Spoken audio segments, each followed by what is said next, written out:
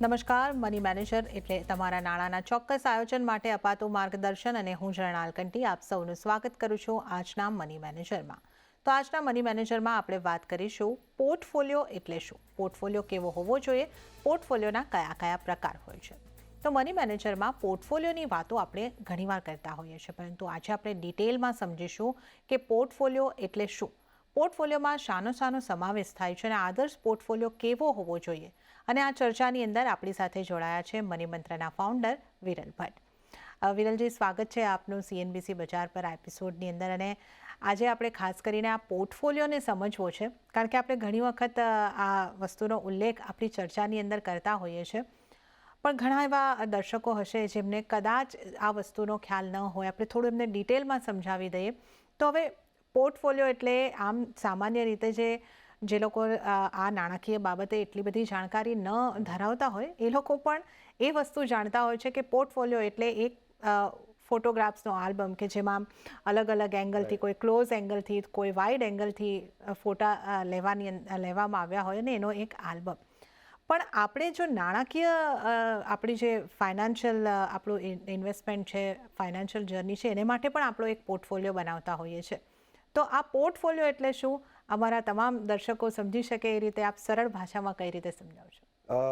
આમ કહેવાય ને કે જ્યારે પણ આ પોર્ટફોલિયો શબ્દ આવે ને તો પહેલાં જ્યારે હું કોલેજમાં ભણતો ને ત્યારે પોર્ટફોલિયો લોકો વાતો કરતા, બરાબર ને, ત્યારે પણ મને એમ થાય કે આ ફોટો રિલેટેડ જ લોકો વાતો કરે છે ને હંમેશા મારો પોર્ટફોલિયો જે છે ને એ મોકલી આપો, મારો પોર્ટફોલિયો છે ને એ મોકલી આપો. તો એ ફોટો બેસિકલી એ જે ઇન્ડસ્ટ્રીથી બિલોંગ કરતા હશે ને તો એ લોકો ફોટોઝ એમના અલગ અલગ એંગલથી, અલગ અલગ ટાઈપના, અલગ અલગ ડિઝાઇનના ફોટોઝ હોય ને એને જ પોર્ટફોલિયો સમજતા. તો આ બહુ એક ઇન્ટરેસ્ટિંગ છે.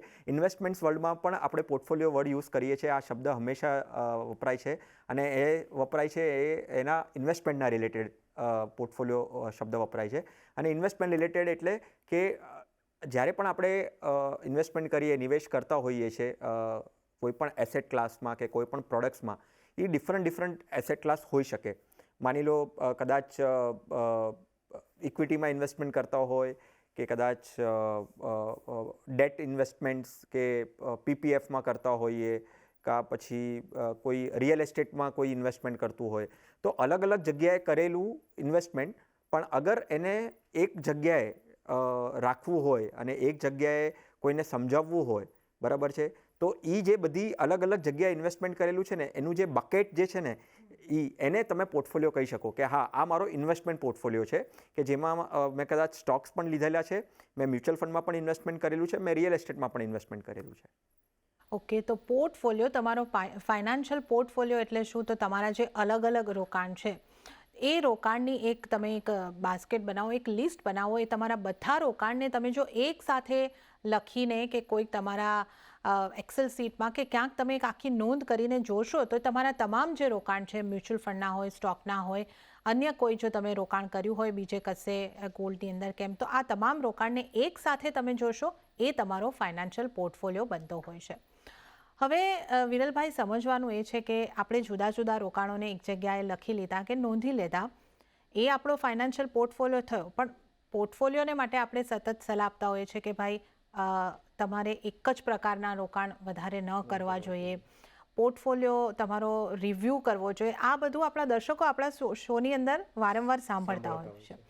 તો હવે એ અહીંયા આગળથી સમજવું છે અને આપણા દર્શકોને પણ સમજાવવું છે કે આ પોર્ટફોલિયો, જો આદર્શ પોર્ટફોલિયોની આપણે વાત કરવી હોય તો એ કેવો હોવો જોઈએ, અને પોર્ટફોલિયો જ્યારે કોઈ વ્યક્તિ બનાવે છે તો એણે કઈ બાબતોનું ધ્યાન રાખીને પોતાનો પોર્ટફોલિયો બનાવવો જોઈએ? સાચી વાત બેન. આપણે જ્યારે પોર્ટફોલિયો શબ્દ વાપરીએ ને કે ભાઈ હા, ઇન્વેસ્ટમેન્ટ પોર્ટફોલિયો અલગ અલગ જગ્યાએ કરેલું, એનું બકેટ બનાવેલું છે, બરાબર છે, અને basket of different asset class એમ કહી શકાય પોર્ટફોલિયોના પોઈન્ટ ઓફ વ્યૂથી.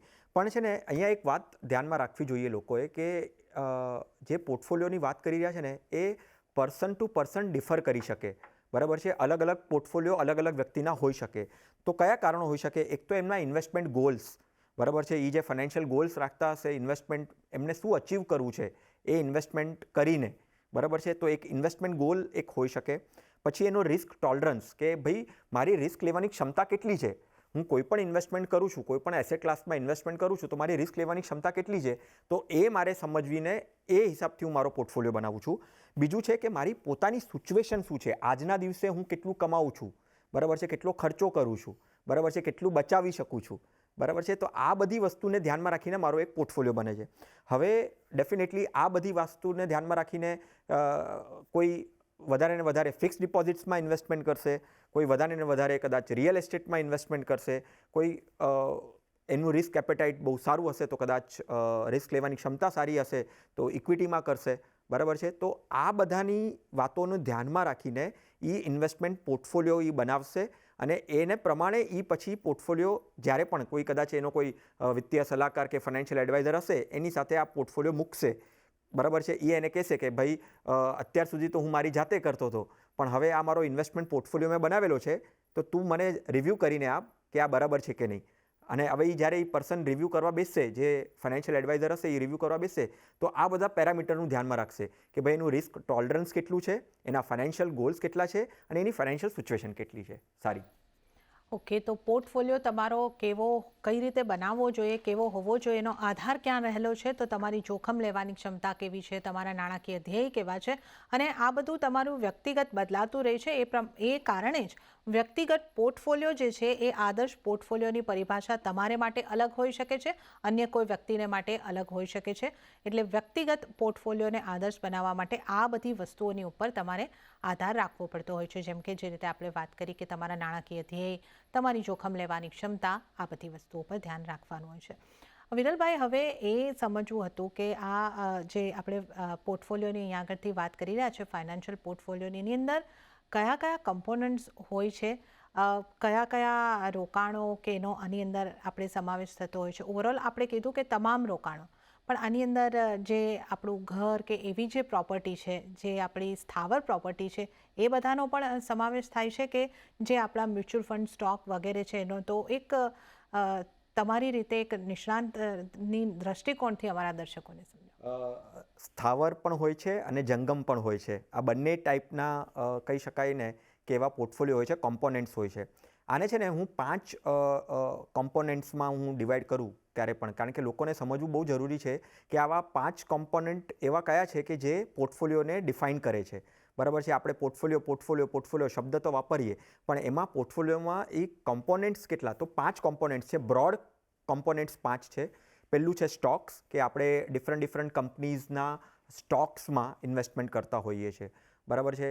ડાયરેક્ટ સ્ટોક્સ કહી શકાય એને કે જે કંપની લિસ્ટેડ છે નેશનલ સ્ટોક એક્સચેન્જ પર કે બોમ્બે સ્ટોક એક્સચેન્જ પર, એમાંથી જઈને તમને જે મનપસંદ કંપની છે, તમે જેનું એક રિસર્ચ કરેલું છે, એનાલિસિસ કરેલું છે, અને એ કંપનીનો તમે એક પોર્ટફોલિયો બનાવો છો, બરાબર છે. એ પોર્ટફોલિયોમાં કદાચ 2 સ્ટોક હોઈ શકે, 3 સ્ટોક હોઈ શકે, 10 સ્ટોક હોઈ શકે, 50 સ્ટોક્સ પણ હોઈ શકે, બરાબર છે. તો એ એક સ્ટોક્સનો પોર્ટફોલિયો બનવો એ એક કોમ્પોનન્ટ છે પોર્ટફોલિયોનો. બીજો એક કોમ્પોનન્ટ હોઈ શકે કે બોન્ડ્સ. હવે બોન્ડ્સની જ્યારે વાત કરીએ તો બોન્ડ્સ એટલે ડેટ માર્કેટ, બરાબર છે. ગવર્મેન્ટ સિક્યોરિટીઝ આવી જાય, આરબીઆઈના બોન્ડ્સ આવી જાય, બરાબર છે. અલગ અલગ કે જેમાં કોઈ કંપનીને પૈસા રેસ કરવા છે માર્કેટમાંથી, તો એ કદાચ બોન્ડ્સ લઈ આવશે માર્કેટમાં, બરાબર છે. તો ગવર્મેન્ટ બોન્ડ્સ પણ હોઈ શકે અને પ્રાઇવેટ કંપનીના પણ બોન્ડ્સ હોઈ શકે. તો અલગ અલગ બોન્ડ્સનો પોર્ટફોલિયો બનાવો. પછી આવે મ્યુચ્યુઅલ ફંડ્સ, બરાબર છે. હવે હમણાં લાસ્ટ 5-10 વર્ષથી તો આ મ્યુચ્યુઅલ ફંડ જે ઇન્વેસ્ટમેન્ટ છે એ બહુ જ પોપ્યુલર થયું છે. એમાં અલગ અલગ ટાઈપ મ્યુચ્યુઅલ ફંડ્સના ફંડ્સ જે હોય એ ફંડ્સનો પોર્ટફોલિયો બને, બરાબર છે. કારણ કે માની લો જે અલગ અલગ કેટેગરીઝ છે મ્યુચ્યુઅલ ફંડની, કે લાર્જ કેપ કેટેગરીઝ છે, મિડ કેપ કેટેગરીઝ છે, પછી ફ્લેક્સી કેપ કેટેગરીઝ છે, પછી હાઇબ્રિડ ફંડ્સની કેટેગરી છે. તો ડિફરન્ટ કેટેગરીના ડિફરન્ટ મ્યુચ્યુઅલ ફંડ્સનો પોર્ટફોલિયો, બરાબર છે. જેવી રીતે સ્ટોક્સમાં પણ કદાચ લાર્જ કેપ સ્ટોક્સ હોઈ શકે, મિડ કેપ સ્ટોક હોઈ શકે, સ્મોલ કેપ સ્ટોક્સ હોઈ શકે. એવી જ રીતે મ્યુચ્યુઅલ ફંડમાં પણ લાર્જ કેપ ફંડ્સ હોઈ શકે, મિડ કેપ ફંડ્સ હોઈ શકે અને સ્મોલ કેપ ફંડ્સ હોઈ શકે. અને જે ડિફરન્ટ કેટેગરીઝના મ્યુચ્યુઅલ ફંડ્સ છે એ હોઈ શકે. પછી આવે કોમોડિટીઝ, બરાબર છે. હવે મેં સ્ટોક્સ જોયું, બરાબર છે, કે સ્ટોક્સનો પોર્ટફોલિયો હોઈ શકે મારો, બોન્ડ્સનો પોર્ટફોલિયો હોઈ શકે, મ્યુચ્યુઅલ ફંડનો પોર્ટફોલિયો હોઈ શકે, અને કોમોડિટીઝ. અને કોમોડિટીઝમાં પ્રિડોમિનન્ટલી લોકો ગોલ્ડ વધારે લેતા હોય છે. હવે ગોલ્ડ એટલે કદાચ ડાયરેક્ટ સોનું તમે લઈ લીધું, ખરીદી લીધું, કાં તો પછી તમે સોવેરિયન ગોલ્ડ બોન્ડ ફંડ્સ જે આવે ડિફરન્ટ એ તમે તમારા ગોલ્ડના પોર્ટફોલિયોમાં લઈ લીધું, કાં તો તમે ETF એક્સચેન્જ ટ્રેડેડ ફંડ્સ છે એ તમે લઈ લીધા, બરાબર છે. તો તમે એક ગોલ્ડનો પોર્ટફોલિયો બનાવો કે જે તમે કદાચ SGB sovereign gold bond fund લઈ શકો, કે ડાયરેક્ટ તમે સોનું લઈ શકો, ફિઝિકલ લઈ શકો, કાં તો તમે મ્યુચ્યુઅલ ફંડ કે ETFsના એનું ધ્યાનમાં લઈને તમે ગોલ્ડ પરચેસ કરી શકો. અને પછી છેલ્લું જે આવે એ રિયલ એસ્ટેટ આવે કે ભાઈ મેં કોઈ મારી જે હું ઘરમાં રહી રહ્યો છું, બરાબર છે, એ પણ એક મારી એસેટ છે, ફિઝિકલ એસેટ છે. પછી કદાચ કમર્શિયલ ઓફિસીસ પ્રોપર્ટીઝમાં મેં નાખ્યું છે, કાં પછી મેં લેન્ડમાં કોઈ ઇન્વેસ્ટમેન્ટ કર્યું છે અને લેન્ડ લઈને ત્યાં મેં કંઈક ફિઝિકલ એસેટ બનાવ્યો છે. તો 5 કોમ્પોનન્ટ, બ્રોડ કોમ્પોનન્ટ છે: સ્ટોક્સ, બોન્ડ્સ, મ્યુચ્યુઅલ ફંડ્સ, પછી ગોલ્ડ, કોમોડિટીઝ જે આપણે વાત કરી, બરાબર છે. એમાં ગોલ્ડ પણ હોઈ શકે, કદાચ સિલ્વર પણ હોઈ શકે, જેવી રીતે લોકોની ફાઇનાન્શિયલ સિચ્યુએશન અને જે હિસાબથી એ કોમોડિટીને સમજે અને એ એના પોર્ટફોલિયોમાં એડ કરે. અને 5મી વસ્તુ છે રિયલ એસ્ટેટ. ઓકે, તો આ તમારા પોર્ટફોલિયોની અંદર કયા કયા કોમ્પોનન્ટ્સ હોઈ શકે છે, એટલે કે પોર્ટફોલિયો શાનો બની શકે છે એની વાત કરી, તો એની અંદર મુખ્ય જે 5 કમ્પોનન્ટ્સ અહીંયા આગળથી બનતા દેખાઈ રહ્યા છે: સ્ટોક, મ્યુચ્યુઅલ ફંડ, બોન્ડ એટલે તમારા ડેટના જે રોકાણ છે એ હોઈ શકે છે, કોમોડિટીઝની અંદર સોનું, ચાંદી જેવા જો તમે કોઈ રોકાણ કર્યા હોય તો તે, અને તમારું ઘર કે બીજા કોઈ રિયલ એસ્ટેટના લગતા રોકાણ હોય તો એનો પણ સમાવેશ અહીંયા આગળથી તમારા પોર્ટફોલિયોની અંદર થતો હોય છે. હવે વિરલભાઈ એ સમજીએ કે આપણે મુખ્યત્વે આ 5 વસ્તુઓનો એક પોર્ટફોલિયો બને છે, આપણે એની વાત કરી. હવે જે આપણે અગાઉ પણ ચર્ચા કરી કે વ્યક્તિગત રીતે પોતાનો આદર્શ પોર્ટફોલિયો અલગ અલગ હોઈ શકે છે, તો આ પોર્ટફોલિયોના પ્રકાર કયા કયા હોઈ શકે અને કયા વ્યક્તિએ કયા પ્રકારનો પોર્ટફોલિયો બનાવવાનો હોય છે, તો એ થોડું સમજાવો. બહુ જ ઇમ્પોર્ટન્ટ ક્વેશ્ચન છે આ, કે લોકોને એ સમજવું જરૂરી છે કે મારો મેં પોર્ટફોલિયો શું એ મેં સમજી લીધું, એના કોમ્પોનન્ટ્સ એટલે કેવા એસેટ ક્લાસના પોર્ટફોલિયો બની શકે, પણ એઝ અ ઇન્વેસ્ટર જ્યારે પણ હું કોઈ પણ એસેટ ક્લાસમાં નિવેશ કરું છું તો હું પોતે કેવો છું, હું મારો પોર્ટફોલિયો એગ્રેસિવ બનાવું છું કે કન્ઝર્વેટિવ બનાવું છું, બરાબર ને. તો ડિફરન્ટ ટાઈપ્સ. તો એમાં મને લાગે છે કે એગ્રેસિવ પોર્ટફોલિયો એક લોકો બનાવતા હોય છે. એમાં ઇન્ટેન્શન લોકોનું એવું જ હોય છે કે ભાઈ તમારી જે રિસ્ક એપેટાઇટ છે એ અગર રિસ્ક લેવાની ક્ષમતા મારી વધારે છે તો હું ઇક્વિટી ઇન્વેસ્ટમેન્ટ્સ કરીશ, કારણ કે ઇક્વિટીમાં રિસ્ક વધારે હોય છે અને રિટર્ન્સ પણ વધારે હોય છે. તો હું એવા સ્ટોક્સમાં ઇન્વેસ્ટમેન્ટ કરીશ કે જે શોર્ટ ટર્મમાં કદાચ નેગેટિવ જઈ શકે, વોલેટાઇલ બની શકે, પણ લોંગર ટર્મમાં મને રિસ્ક હાઈ છે પણ રિટર્ન પણ સામે બહુ હાઈ છે. તો હું એગ્રેસિવ પોર્ટફોલિયો બનાવું છું. મારું રિસ્ક એપેટાઇટ છે, મારું જે રિસ્ક પ્રોફાઇલિંગ જે છે એ બહુ એગ્રેસિવ છે. તો હું એગ્રેસિવ અલગ અલગ બેટ લેવામાં માનું છું, બરાબર છે. અને હું અલગ અલગ સ્ટોક્સમાં કે મ્યુચ્યુઅલ ફંડ્સમાં ઇક્વિટીના માધ્યમે એગ્રેસિવ પોર્ટફોલિયો બનાવું છું. શેની સામે સિમિલર જોઈએ તો કન્ઝર્વેટિવ પોર્ટફોલિયો. હું બહુ ડિફેન્સિવ છું, મને બહુ ઇક્વિટીમાં ઇન્વેસ્ટમેન્ટ કરવું મને કદાચ નથી ગમતું, મને લાગે છે કે ભાઈ બહુ રિસ્ક છે, મારો પોર્ટફોલિયો નેગેટિવ જતો રહેશે, બરાબર છે. તો હું કન્ઝર્વેટિવ બનાવું છું. તો કન્ઝર્વેટિવમાં હું શું રાખું છું, તો જે આપણે બોન્ડ્સની વાત કરી, બરાબર છે, કે ડેટ પોર્ટફોલિયો રાખું છું, કે જે હું PPFમાં વધારે ઇન્વેસ્ટમેન્ટ કરું છું, કે પછી હું એવા ફિક્સ્ડ ઇન્કમ કે મને પર્સન્ટેજ ખબર હોય પહેલાંથી કે મને આટલા પર્સન્ટેજ રિટર્ન તો મળવાના જ છે, which is kind of a assured, બરાબર છે. એ કન્ઝર્વેટિવ ફ્રેમવર્કથી, કન્ઝર્વેટિવ માઇન્ડથી હું કન્ઝર્વેટિવ પોર્ટફોલિયો બનાવું છું અને એમાં વધારે ને વધારે હું ડેટ કોમ્પોનન્ટને પ્રાથમિકતા આપું છું. પછી છે મારો ઇન્કમ પોર્ટફોલિયો. હવે આ ઇન્કમ પોર્ટફોલિયો એટલે શું, કે મારું માઇન્ડસેટ શું છે કે ભાઈ મને રેગ્યુલર ઇન્કમ જોઈએ છે. મોસ્ટલી કદાચ એવું જોવા મળી શકે કે જે રિટાયર્ડ પર્સન હોય, બરાબર છે, એ રિટાયર્ડ પર્સનને રેગ્યુલર ઇન્કમ જોઈએ છે એ જ્યારે રિટાયર્ડ થઈ જાય છે, બરાબર છે. કારણ કે ઇન્કમ અગર મારો ફ્લો હોવો જોઈએ, માની લો કે કદાચ પેન્શનની જરૂર હશે એને, રેગ્યુલર પેન્શન આવવું જોઈએ કે રેગ્યુલર ઇન્કમ થવી જોઈએ, તો એ ઇન્કમ પોર્ટફોલિયો બનાવશે. એવા ઇન્સ્ટ્રુમેન્ટમાં, એવા એસેટ ક્લાસમાં કે એવા ઇન્વેસ્ટમેન્ટ પ્રોડક્ટમાં એ નિવેશ કરશે કે જ્યાંથી એને રેગ્યુલર કંઈક ને કંઈક ઇન્કમ આવતી હોય. માઇટ બી કદાચ મંથલી હોઈ શકે, ક્વાર્ટરલી હોઈ શકે, હાફ યરલી હોઈ શકે, કાં તો એન્યુઅલી હોઈ શકે. તો એ ઇન્કમ પોર્ટફોલિયો બનાવ્યો, બરાબર છે. પછી એક સ્પેક્યુલેટિવ પોર્ટફોલિયો. હવે આજની ભાષામાં, અગર આજની કોન્ટેક્સ્ટમાં વાત કરીએ ને, તો આ સ્પેક્યુલેટિવ પોર્ટફોલિયો લોકો બહુ વધારે બનાવે છે. ઓવરઓલ પોર્ટફોલિયોમાં હવે જો આપણે આ જે બધા ભાગો વિચારી રહ્યા છે ને, એગ્રેસિવ, કન્ઝર્વેટિવ, ઇન્કમ પોર્ટફોલિયો કે સ્પેક્યુલેટિવ, એ ઓવરઓલ પોર્ટફોલિયોનો ભાગ પણ હોઈ શકે. એવું જરૂરી નથી કે આખો ને આખો પોર્ટફોલિયો એવો હોય, એનો એક ભાગ પણ હોઈ શકે. કારણ કે એનું એક રિસ્ક એપેટાઇટ એ એક ડિફાઇન કરે, પણ એની અંદર અમુક એવી પર્સન્ટેજ પણ એ રાખી શકે કે ના, મને આટલો જ પર્સન્ટેજનો પોર્ટફોલિયો મારો એગ્રેસિવ હોવો જોઈએ, આટલો મારો કન્ઝર્વેટિવ હોવો જોઈએ, આટલો ઇન્કમ હોવો જોઈએ અને આટલો સ્પેક્યુલેટિવ હોવો જોઈએ. અને આજના કોન્ટેક્સ્ટમાં સ્પેક્યુલેટિવ પોર્ટફોલિયો લોકો બહુ બનાવે છે. તો શેમાં લોકો નાખે છે? આઈપીઓમાં વધારે નાખે છે. પબ્લિક ઓફર્સ જે આવે છે, બરાબર છે, એ સ્પેક્યુલેટિવ પોર્ટફોલિયો છે. મને ખબર નથી કે એનું ફ્યુચર કેવી રીતે ટર્નઆઉટ થશે, કેટલું સારું ટર્નઆઉટ થશે, કારણ કે હજી હમણાં જ કંપની લિસ્ટેડ થવાની છે, લિસ્ટ થયેલી છે, બરાબર છે. તો થોડુંક સ્પેક્યુલેટિવ પોર્ટફોલિયો છે. સ્મોલ કેપમાં નાખવું, માઇક્રો કેપમાં સ્ટોક્સમાં નાખવું, બરાબર છે, એકદમ હાઈ રિસ્ક અને હાઈ રિટર્નવાળા પ્રોડક્ટ્સમાં નાખવું, તો સ્પેક્યુલેટિવ છે. ખબર નથી કે શું થશે, પણ હા, હું મારો રિસ્ક પ્રોફાઇલ છે કે આટલા પૈસા તો આટલા પર્સન્ટેજ તો હું સ્પેક્યુલેટિવ પોર્ટફોલિયો બનાવી શકું. અને છેલ્લો જે છે એ એક હાઇબ્રિડ પોર્ટફોલિયો છે, જેમાં હું બહુ કન્ઝર્વેટિવ પણ નથી બનતો અને બહુ એગ્રેસિવ પણ નથી બનતો. હું ઇક્વિટી અને ડેટનું કોમ્બિનેશન રાખું છું મારા પોર્ટફોલિયોમાં અને એક હાઇબ્રિડ પોર્ટફોલિયો બનાવું છું કે જેમાં કદાચ હું ઇક્વિટી પણ રાખું, ડેટ પણ રાખું, રિયલ એસ્ટેટ પણ રાખું, ગોલ્ડ પણ રાખું, બધાનું કોમ્બિનેશન રાખીને એક એસેટ એલોકેશનના પોઈન્ટ ઓફ વ્યૂથી એક હાઇબ્રિડ પોર્ટફોલિયો બનાવવું. તો આ બધા જે ટાઈપ્સ જે છે ને, એ as a person, as a individual બહુ જ ઇમ્પોર્ટન્ટ છે કે મારું માઇન્ડસેટ શું છે અને મારો કેવો પોર્ટફોલિયો મારે બનાવવો છે. કે તો આ તમામ ટાઈપ્સ આપણે જે જોયા છે, પોર્ટફોલિયોના પ્રકારો આપણે અહીંયા આગળથી જોયા છે. તો તમારી ઉંમર, તમારા ધ્યેય અને તમારી પાસે કેટલો રોકાણનો સમયગાળો છે અને જોખમની ક્ષમતા તમારી કેટલી છે, એટલે કે અગ્રેસિવ પોર્ટફોલિયો વધારે જોખમ જે લેવા માંગે છે એ બનાવી શકે છે, જે કન્ઝર્વેટિવ પોર્ટફોલિયો છે એ ઓછું જોખમ લેવું છે એ બનાવી શકે છે, અને કદાચ જેને નિવૃત્તિ માટેનું આયોજન કરવું છે ઇન્કમ પોર્ટફોલિયો બનાવી શકે છે. અને ઓવરઓલ જો જોવા જઈએ તો આ તમામ પ્રકારના પોર્ટફોલિયો એક પોર્ટફોલિયોની અંદર પણ અલગ અલગ રીતે સમાવેશ થઈ શકે છે. તો આ આખી સમજ જે છે આપણે પોર્ટફોલિયોના વિવિધ પ્રકારોની સાથે માટે આપણે અહીં આગળથી મેળવી છે. તો આ સાથે હાલ આ ચર્ચા આપણે આગળ ચાલુ રાખીશું, પરંતુ અહીંયા મારે લેવો પડશે એક નાનકડો બ્રેક. લઈશું બ્રેક અને બ્રેક બાદ આપણે આ ચર્ચાને આગળ વધારીશું.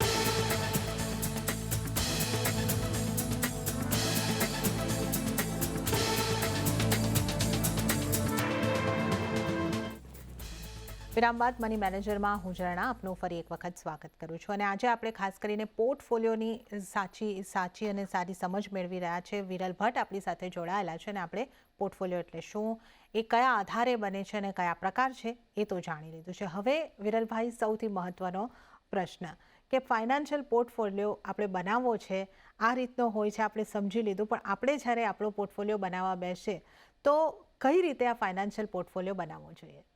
ઝરણાબેન, જ્યારે પણ આપણે ફાઇનાન્શિયલ પોર્ટફોલિયોની વાત કરીએ ને, તો અમુક વાતોનું ધ્યાન રાખવું જ જોઈએ અને હંમેશા રાખવું જોઈએ.